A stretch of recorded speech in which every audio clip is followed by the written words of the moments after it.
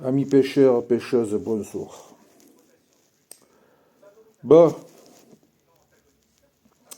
quand je parle que les produits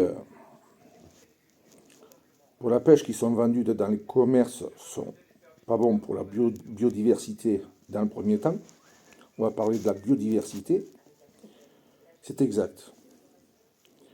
Le chenevis, c'est gras.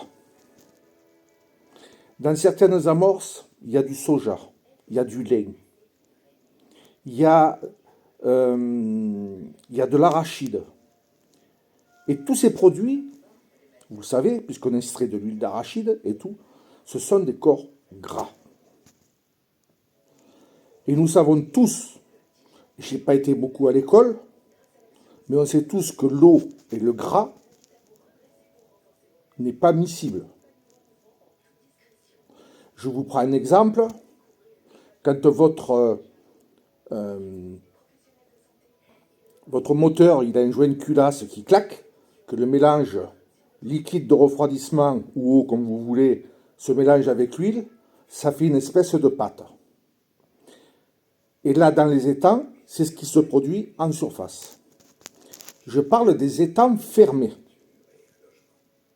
Qu'on se comprenne bien, parce qu'il y a étangs fermés, il y a les lacs, et il y a les rivières.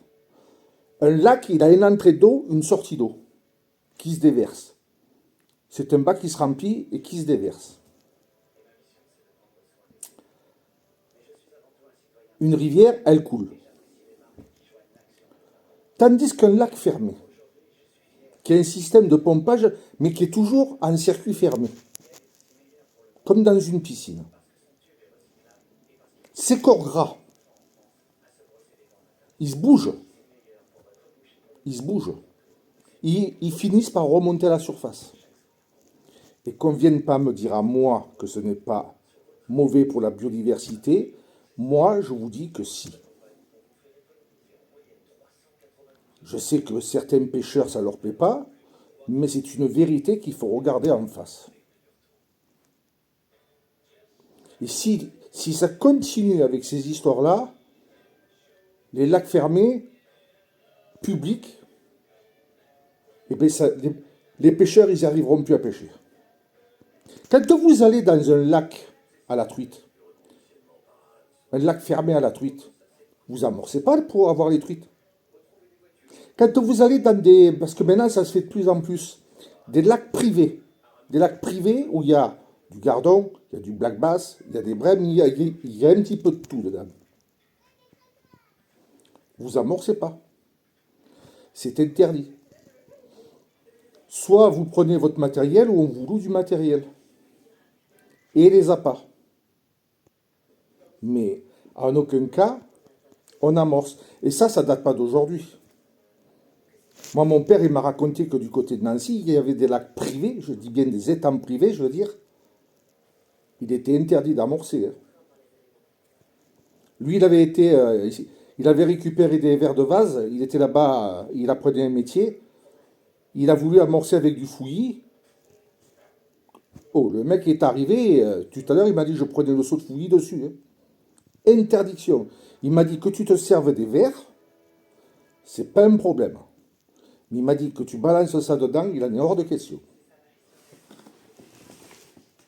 Voilà. Bon, je peux le comprendre en étant fermé. Bon, en lac, en rivière, c'est pas pareil. À force, ça part. Voilà. Mais le gras n'a jamais été miscible.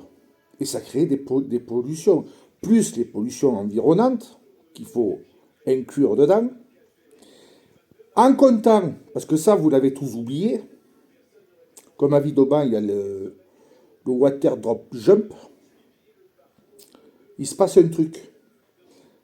C'est qu'avant, au début qu'ils l'ont fait, on n'avait pas le droit de pêcher. Il n'y avait même pas de poissons. Mais il ne faut pas oublier que tous ces jeunes là qui font des loopings, il y en a qui se passent de l'ombre solaire dessus les bras, sur le corps. Ils vont plonger. Et alors les ombres solaires, il n'y a pas plus néfaste pour la biodiversité. Moi je sais que pour les piscines, c'était une catastrophe. puisque j'ai travaillé pour une société qui entretenait les piscines et je faisais l'entretien des piscines. Ça me faisait toute une ligne noire tout autour de la piscine, dans les skimmers, partout. Et tous les 2 jours, il fallait que je me mette à 4 pattes avec une éponge, un produit gel à base d'acide pour enlever ça. Autrement, vous ne l'enleviez pas. Impossible.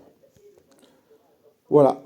Donc, on peut faire des boulettes, oui, mais on peut les faire sans matière grasse. Je ne sais pas exactement ce que vous mettez dedans, je ne connais pas les recettes, hein, je ne m'en suis pas trop préoccupé, mais il faut mettre des farines qui ne sont pas grasses, telles que de la farine de blé, des choses comme ça, du maïs, des trucs comme ça, voilà. Et là, je pense que ça serait beaucoup mieux. Je n'ai jamais dit qu'il fallait empêcher les boulettes, je l'ai bien dit, les boulettes, les bouillettes comme vous voulez, que les pêcheurs font, oui, à condition qu'ils ne mettent pas de gras dedans. Mais toutes ces bouillettes industrielles, c'est comme tout. On vous vend, mais maintenant, les effets qu'il y a après, eux, une fois qu'ils ont encaissé, ils s'en foutent. Voilà un petit peu ce que je voulais dire au sujet de cette histoire de gras. Voilà.